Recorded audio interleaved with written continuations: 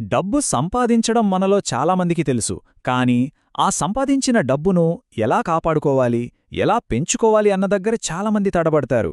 ఈ రోజు మనం డబ్బు విషయంలో తెలియకుండా చేసే కొన్ని పొరపాట్లను సరిదిద్దుకుని ఒక మంచి ఆర్థిక భవిష్యత్తుకు ఎలా పునాది వేసుకోవాలో వివరంగా మాట్లాడుకుందాం.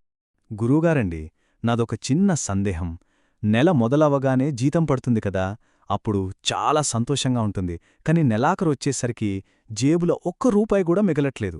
అసలు నా డబ్బు ఏమైపోతుందో నాకే అర్థం కావట్లేదు.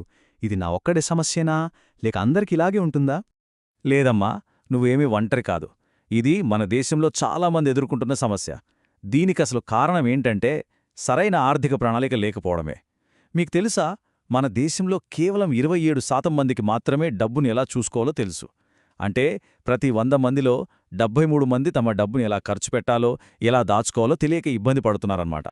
అయితే భయపడాల్సిన పని లేదు. ఈ పరిస్థితిని మనం ఖచ్చితంగా మార్చొచ్చు. దానికి మనం వెయ్యాల్సిన మొదటి అడుగు చాలా సులభం. మన డబ్బు మీద మనకు పూర్తి నియంత్రణ ఉండాలి. అదెలాగో ఇప్పుడు చూద్దాం.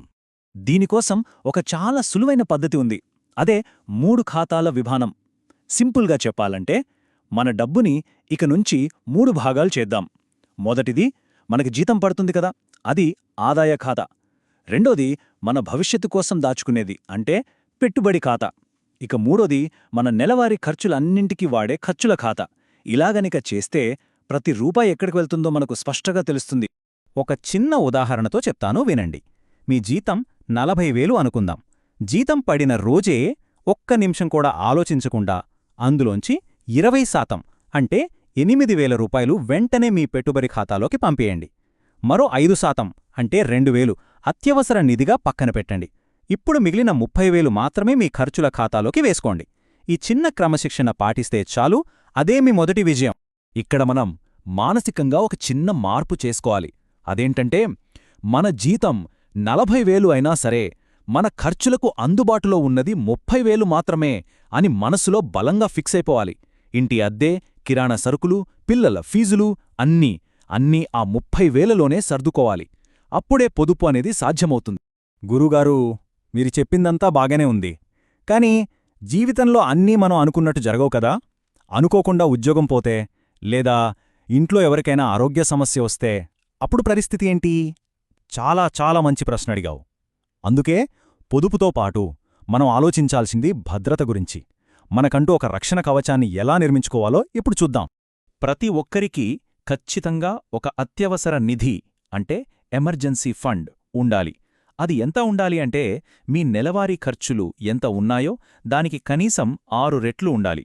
ఇందాకటి ఉదాహరణలో నెల ఖర్చు 30,000 అనుకున్నాం గదా, అంటే 1,80,000 రూపాయల అత్యవసర నిధిగా పక్కన ఉండాలి. ఇది ఉంటే అనుకోకుండా ఉద్యోగం పోయినా, ఏదైనా ఆరోగ్య సమస్య వచ్చినా ఈ డబ్బు మనల్ని ఆదుకుంటుంది. అత్యవసర నిధి మనల్ని చిన్న చిన్న కష్టాల నుండి కాపాడితే, ఇన్సూరెన్స్ అనేది మనల్ని పెద్ద పెద్ద ఆర్థిక తుఫానుల నుండి రక్షించే కవచం లాంటిది. దీన్నెప్పుడూ ఒక ఖర్చులా చూడకండి. ఇది మన కుటుంబానికి మనమిచ్చే ఒక భరోసా. అయితే చూడండి, మార్కెట్లో చాలా ఇన్సూరెన్స్లుంటాయి. అవన్నీ మనకక్కర్లేదు. ముఖ్యంగా 2 చాలు. మొదటిది హెల్త్ ఇన్సూరెన్స్. అనుకోకుండా ఆస్పత్రికి వెళ్లాల్సి వస్తే మన పొదుపంతా కరిగిపోకుండా ఇది కాపాడుతుంది. ఇక రెండోది టర్మ్ ఇన్సూరెన్స్.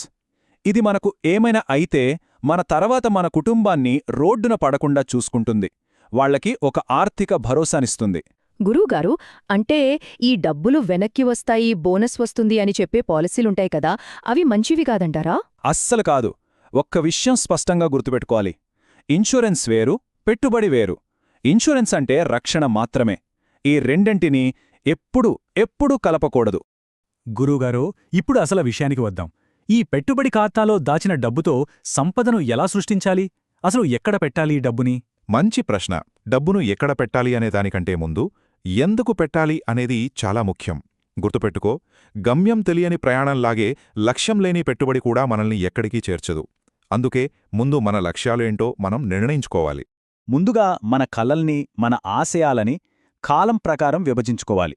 ఉదాహరణకు, ఓ 3 ఏళ్లలో కారు కొనాలనుకోవడం అది స్వల్పకాలిక లక్ష్యం. ఓ 10 ఏళ్లలో సొంత ఇల్లు కట్టుకోవాలనుకోవడం అది మధ్యకాలిక లక్ష్యం. ఇక 25 ఏళ్ల తర్వాత ప్రశాంతంగా ఎవరిమీద ఆధారపడకుండా రిటైర్మెంట్ జీవితం గడపాలనుకోవడం అది దీర్ఘకాలిక లక్ష్యం.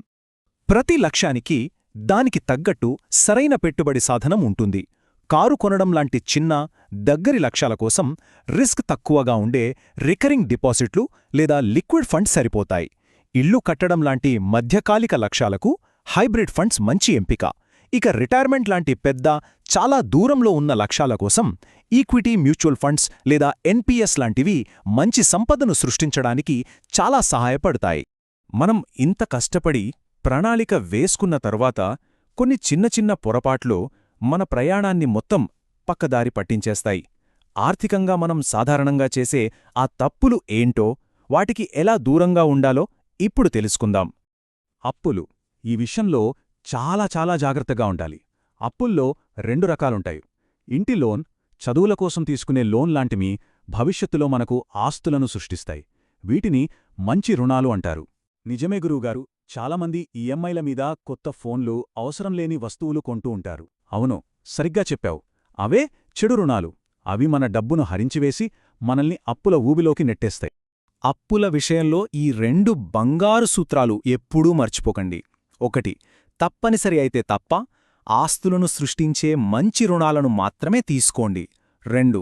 మీరు కట్టే అన్ని ఈఎంఐలు కలిపి మీ నెల జీతంలో 30% అస్సలు మించకూడదు. అప్పుడే మనం అప్పుల ఊబిలో చిక్కుకోకుండా ఉంటాం. ఇక చివరిగా అత్యంత ముఖ్యమైన సూత్రం ఒకటి చెప్తాను. ఒకే ఒక్క నల్లా నుండి వచ్చే నీటిపై ఆధారపడితే ఆ నల్లా ఎప్పుడైనా ఆగిపోతే మనం ఇబ్బంది పడతాం. ఆదాయం కూడా అంతే. ఎప్పుడూ ఒకే జీతంపై ఆధారపడకండి. మనకున్న తెలివితేటలతో, నైపుణ్యాలతో మరో చిన్న ఆదాయ మార్గాన్ని సృష్టించుకోగలిగితే మన ఆర్థిక లక్ష్యాలను చాలా వేగంగా చేరుకోగలుగుతాం. మరి ఈ విషయాలన్నీ విన్నాక ఆర్థిక స్వేచ్ఛవైపు మొదటి అడుగు ఎప్పుడు వేయబోతున్నారు? గుర్తుంచుకోండి, ఆర్థిక ప్రణాళిక అంటే ఏవో పెద్ద పెద్ద లెక్కలు, కష్టమైన విషయాలు కాదు.